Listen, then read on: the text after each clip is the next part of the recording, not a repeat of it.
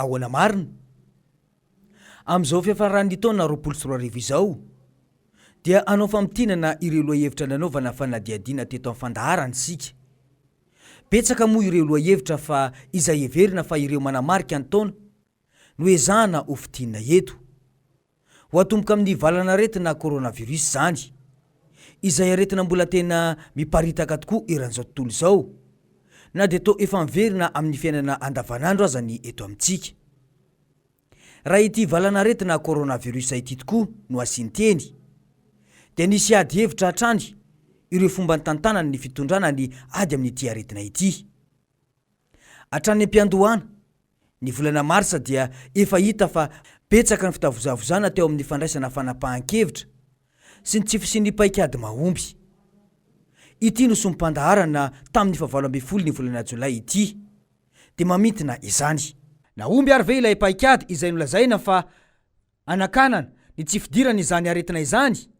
Anisan'izany paikady tany amin'ny volana Marsa izany ity voalaza ny ministry ny serasera ity, raha toa ka efa betsaka ireo ny antso mba anakatonana ny sistany. Karakatona zany sistany dia miomana zany tsika vahoaka malagasy amin'ny hoe tsy misy ny entaneny amin'ny tsena, tsy misy ny vary ohatra, tsy misy mety hoe vary ny raisiko fa ireo atao hoe kojakoja ilaina andavanandro. Ka ny gouvernement malagasy dia tsy te hametraka mihitsy crise ara-tsosialy, satria mety izay ihany koa nge mety kajikajy ny sasatsasany amin'ny antso atao hoe akatony ny sistany, amin'izay miteraka crise ara-tsosialy dia miteraka savorivory dia miteraka sahotaka. Izany fomba fitenin'ny ministry ny serasera izany dia tsy fahaizana mandray andraikitra, ary tamin'izany dia efa nisy sahady ny fampidirana politika amin'ity ady atao amin'ny Valan'Aretina ity. Nalaina nanidy ny sistany tokoa ny mpitondra tamin'izany fotoana izany, ary raha tsy efa tafiditra ny aretina vao nikoropaka nanidy ny sistany zareo. Ny azo lazaina dia nisy ny fotoana nahafahana ny omana, fa saingy tsy izany no namaika ny mpitondra fa ny fananganana kolize. Herinandro vitsy taorian'ny fidiran'ny aretina teto amintsika dia nilaza indray ny mpitondra fa nahita fanafody fitsaboana ny aretina, ary voalaza mihitsy aza fa isika no anavitra izao tontolo izao. Naoraka eran-tany moa izany fanambarana izany, na dia besaka aza no tsy nino izany hatramin'izao satria tsy misy mihitsy ny profo ara-siantifika fa manasitrana coronavirus ilay tambavy CVO. Nisy mihitsy aza ny resaka fanerenan'ny ankizy any am-pianarana tamin'izany, izay mifanohitra amin'ny zony tsirairay. Toy izao ny famtinana ny fandaharana ny volana Aprily. Miseho indray zany ny fandikana lalam-pandrenana eto Madagasikara. Rehefa mena ny vakinina tsy maintsy mihinana, tsy te hianatra ajanony any am-pianarana ny zanany, satria lasa débat be mantsy zao hoe ny zanakay tsy ampisotroana ihany io. Aiza ho aiza amin'io teny tsy maintsy io, ny fanajana ny lalam-pandrenana eo amin'ny andininy 9, ny filoham-pirenena ankehitriny ihany no nanao ny lalam-pandrenana io ny taona 14, ary izy ihany no mampiseho fa tsy manaja izany ankehitriny. Niteraka ady hevitra be tokoa io tambavy CVO io, ary hatramin'izao aza dia mbola tsy hita mihitsy izay valiny ara-tsiantifika raha toa ka manasitrana coronavirus marina io tambavy io. Nisy ihany koa moa ny andrana izay natao tetsy amin'ny village voara bikasoka ny tsindrona indray, fa tsy nisy aloha hatramin'izao ny famoahana ny valin'izany andrana izany. Tsy mahagaga moa izany fa tsy fomba fiasana ity fitondrana ity mihitsy izany mangarahara izany. Ny fampiarana ny famehana ara-pahasalamana moa no tena politika nampiasaina teto amintsika, ary niaraka tamin'izany ihany koa ny fiboana. Izany dia niteraka olana teo amin'ny fiainan'ny mponina amin'ny andavanandro satria maro amin'ny malagasy no tsy maintsy nivoaka ny trano vao mahita izay hohanina. Nisy tokoa ireo fanomezana samihafa izay noentin'ny fanjakana, fa dia tsy nisy fandaminana, ary tsy nandeha tamin'izay loany ny fizarana izany. Ity sompandarana tamin'ny 17 ny volana Mey ity no mamintina izany amintsika. Mba inona tena azo ny sahirana izay mitady ara-panisan'andro? Ny tsena mora mantsy tsy alai-potsiny fa vidiana. Tokantrano sahirana no voaresaka ho an'ireo fanampiana, saingy izay tsara vintana ihany no tazana misitraka izany. Any ka tahaka izao hita amin'ny sary izao ny sisa iaina ny vahoaka malagasy.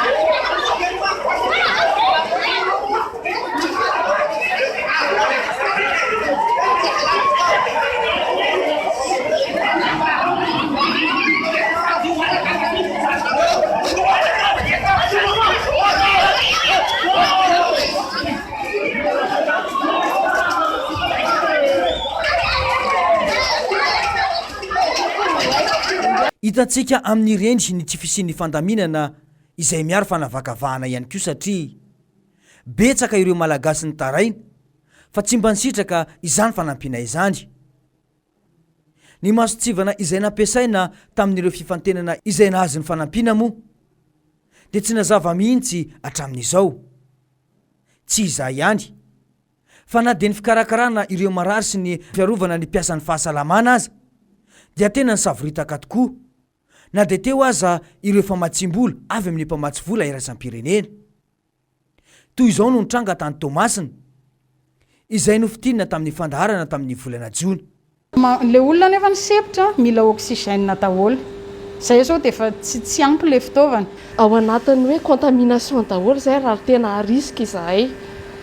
Dia rariny kosa zay raha ohatra ka mba hangataka amin'ny alefany amin'ny flou na any amin'ny tompona andraikitra izay momba an'ilay izy hoe ameo anay ny anjaranay. Ilay izy azo anaovan'ny dokotera dia tokony azo ete.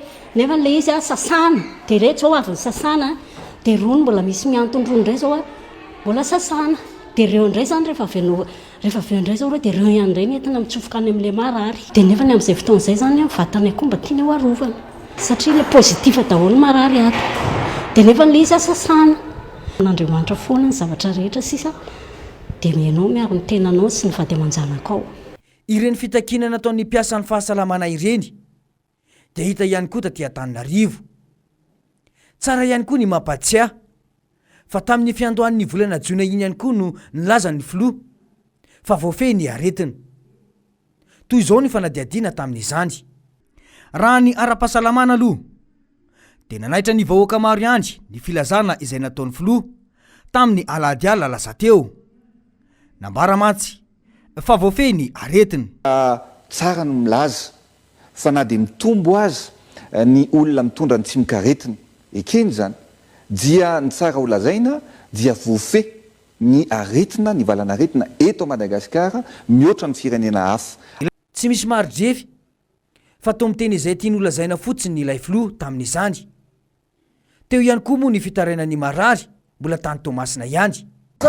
Misy firy olona marary akatana zatanao tsy nanapo hoe hitafiditra akato mihitsy no zany mihevitra hoe karaha ohatra ny karaha olo maro karaha koa mezany corona zany efa tohira fa misy hira dakao tavy an'izao dia anao fa tratra anao vao tonga am'sarandro test anao positif dia anao vao miteny raha tiana karaha ny ty maro tonga akato ndraiky anao mahita karaha anaty valany tay firy olona marary tsy mahazo flasy. Dites zareo après 48 heures na 72 heures dia mivaly nefa jusqu'à androany mbola tsisy valy. Fa teny manaraka zany izahay efa tsy mila fanafody intsony dia ny marary vaovao mbola miditra ihany dia mitambatra ao ihany nefa ilay aretina malaza. Samy nahita ireny firongatry ny Valan'Aretina tany Tomasina ireny isika. Tsy tany Tomasina ihany fa ny teto Antananarivo aza ny volana Jolay dia tena mbola mafy noho ny tany Tomasina.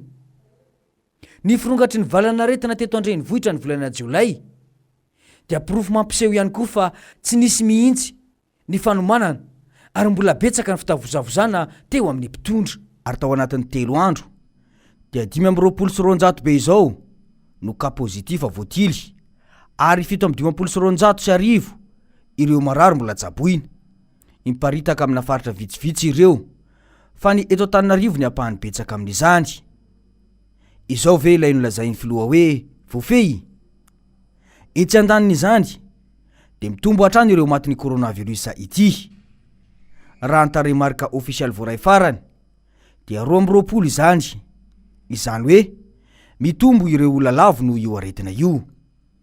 Ny fanontaniana mipetraka amin'izao fotoana izao, ahoana marina ireo olona maty izay tsy vita fitiliana na ihany koa mbola miandry ny valiny fitiliana? Raha ireny voalaza etsy ambony ireny dia hita fa toa tsy mifanaraka amin'ny toe-zavatra mitranga marina ireo tarehimarika avoaka ireo. Fa inona marina ny tena olana e? Ny tsikaritra dia toa tsy maharaka intsony ny fanjakana. Pirofo ny fahasahiranana amin'izao ny filazana avy amin'ny hôpitaly be Fitantanana fa feno ny hôpitaly ka tsy mandray marary intsony. Zao no pirofo fa tsy mahomby ny paikady na mpiarina teto fa variana varotra tambavy CVO fotsiny ihany ny fanjakana.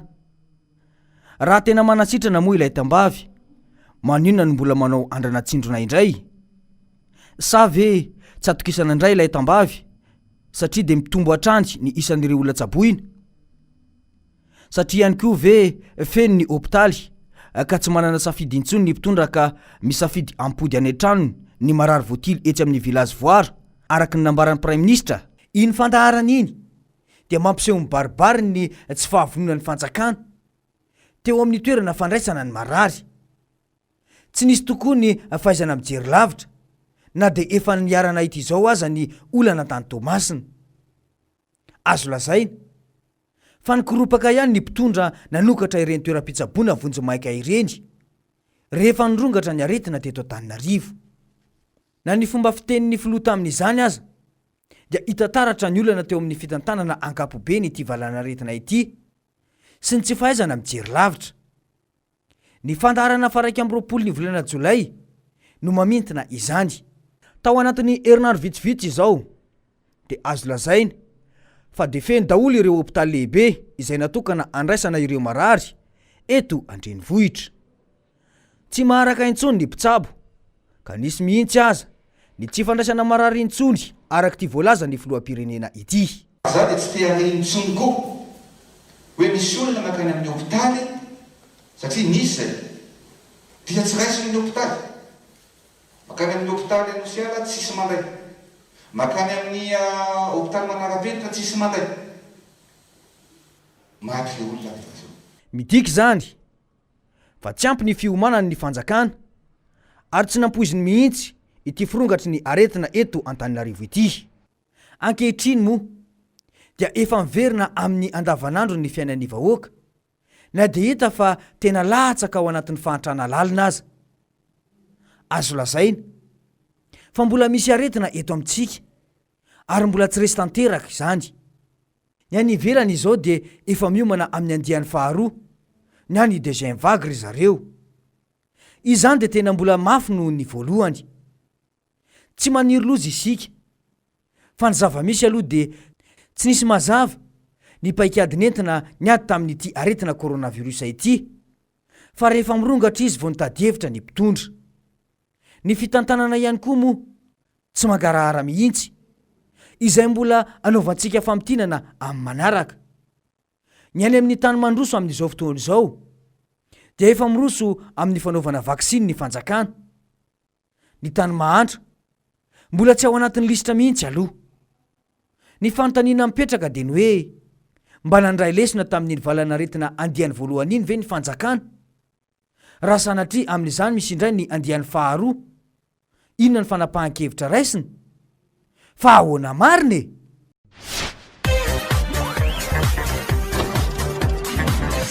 Ahoana marina e?